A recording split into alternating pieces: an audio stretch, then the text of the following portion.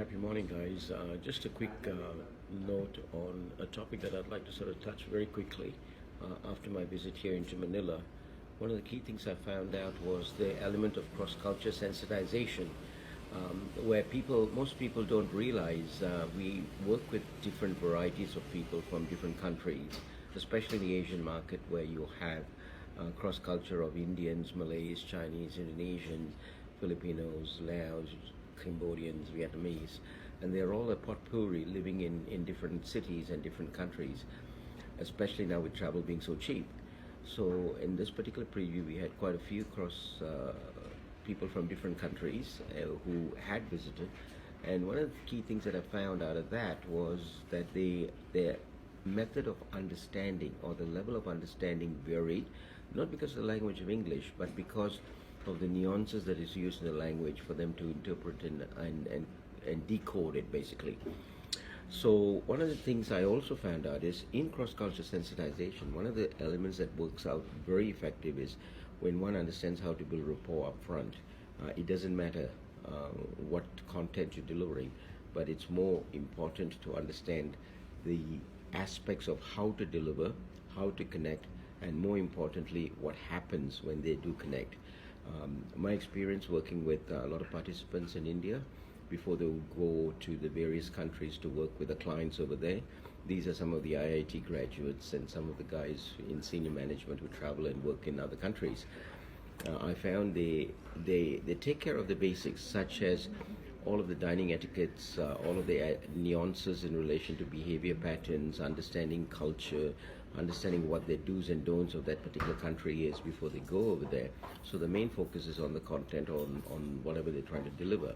Here the same thing. If we understand the culture of the country and understand the culture of the people that are living in the country, when we come to deliver any of our programs, be it CTF or any other sessions, it makes it so much easier to pass through and actually hone in on the specifics, meaning we focus on the majors and not on the minors. And that's the key element that I found to be very effective. Last night I had the pleasure of going into a place in Manila where they had it's called a street market. And in the street market, they had a cross section of probably about 14 different countries, food laid out, and there were people selling it, and it's on every day from about 4 p.m. through to about 11, 12 midnight. And it's amazing. You should see the cross sensitivity of some of the people on how one shouts and the other behaves in a different way, and what happens when they do that is they interact so effectively, all in good jest. But I still think, from an outsider, I thought, wow, here is some elements of tension coming up, but no tension at all. That's their language. That's how they talk. Now, the other thing I found out is one of the things that happens here in the Asia Pacific region is for people to understand not so much individuals, but cultures. How much of the culture do we go out to expose ourselves and interpret and learn from? Business cultures vary from country to country. If I take it from a global perspective, moving in from the west to the east, they are very dictatorial in the west, especially with the Germans are very precise, very accurate in what they want to deliver. 2.222 means 2.222. You come into the Middle Eastern countries and the Indian countries, Indian subcontinent, I should say. They're a little bit more laissez-faire. In that they're happy, to be flexible, to move from one end of the pendulum to the other. But when you move into the eastern area, the whole business community is more respect-driven. And when they're respect-driven, if you don't necessarily, it's not a matter of giving respect to the elders or anything like that. It's more respect-driven from the manner in which you behave, the manner in which you talk, the manner in which you address people, the way in which you even hand your business cards. It's so vital.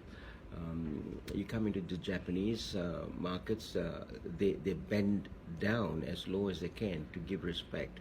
Now, most people think that's weird, but that's their way of showing, respect to the next party. The same thing applies in the Korean and Taiwanese market. not so much in the southern countries of Asia, Southeast Asia, like Taiwan, like Thailand, Malaysia, Indonesia, and Philippines.